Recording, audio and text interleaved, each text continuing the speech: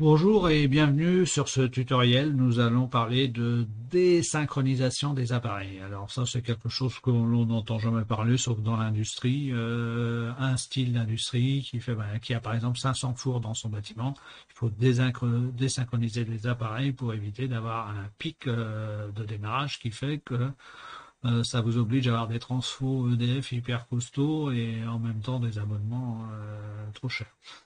Donc nous, on va le voir dans l'utilisation par rapport à notre délesteur et dans le but aussi de baisser son abonnement, hein. Vous avez un 6 kV VA, vous allez voir, vous allez passer sans problème sur du 3 kV VA. Vous êtes à 9 kV VA, vous allez probablement, si vous le faites bien, passer à 6 kV VA.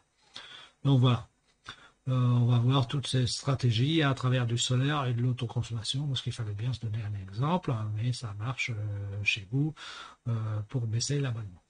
Donc vous regardez ces petites prises, 6,50 € les deux, hein, alors que ce soit chez Leroy Merlin, chez Casto, Brico, Weldom, Brico Marché, etc.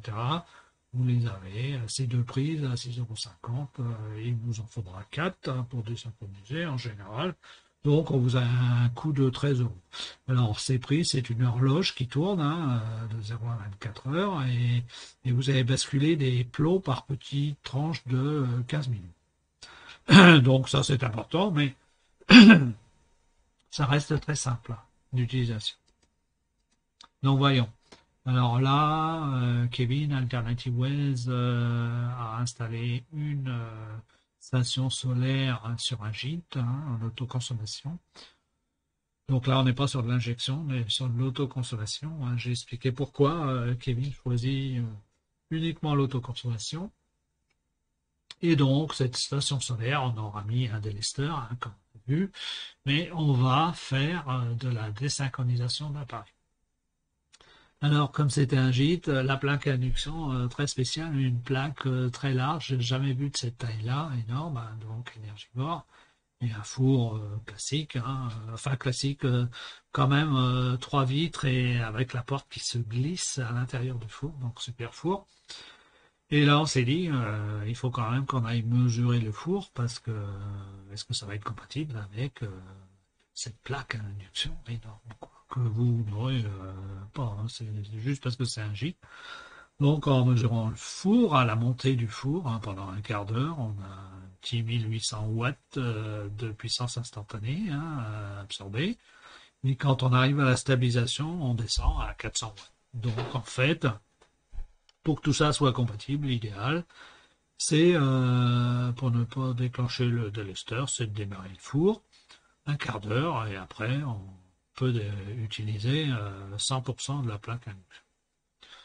Alors, si vous avez deux personnes dans le gîte, ce ne sera pas la peine de décaler le four, mais si vous avez 4-5 personnes, la plaque à induction sera totalement on, donc il est préférable, avant qu'il descende ou quand il descende, de lancer votre four et de mettre les croissants à l'intérieur avant que les plaques soient utilisées. Voilà. Donc là, on est dans une désynchronisation manuelle sur la zone principale.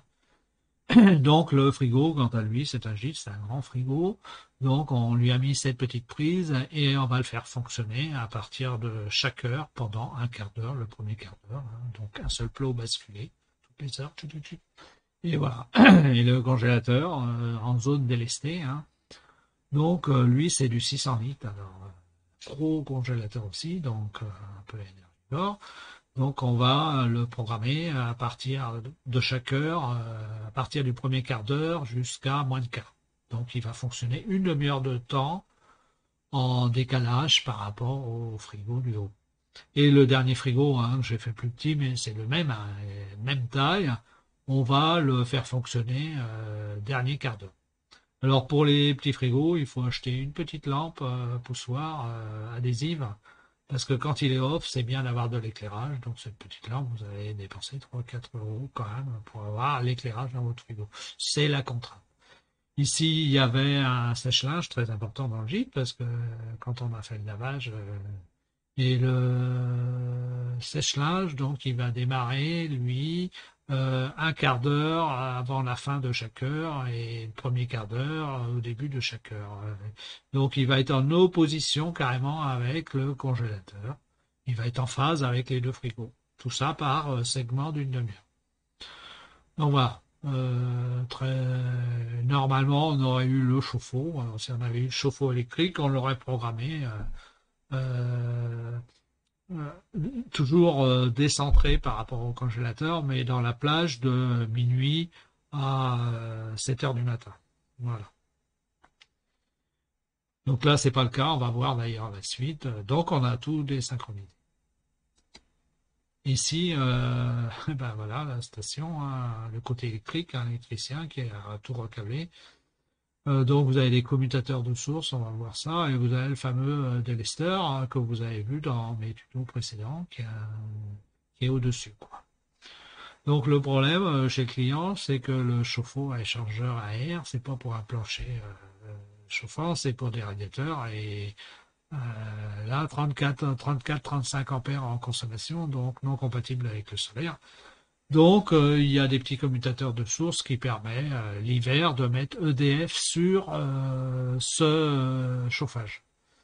Et dès que le chauffage s'arrête, on rebascule les commutateurs de l'autre côté pour mettre que le ballon d'eau chaude. Et ce ballon d'eau chaude, on va aller le caler minuit à comment 7 ou 8 heures en fonction du lever, on va dire 7 heures. Et en déphasage aussi avec le fameux congèle. Voilà.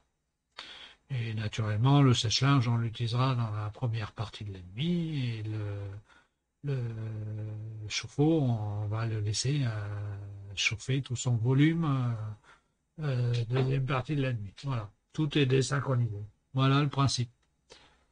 Donc voilà, ça c'est l'électricien qui travaille avec Kevin, qui fait le travail et qui utilise des commutateurs 63 ampères plutôt que d'acheter des commutateurs de source très chers.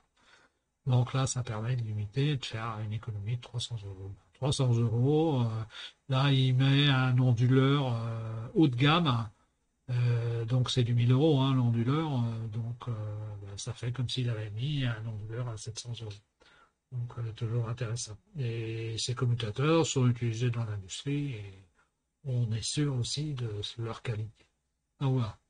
Alors moi j'étais juste là pour le plaisir, hein. J'étais là pour aller me balader dans la région. J'aime bien les accompagner de temps en temps.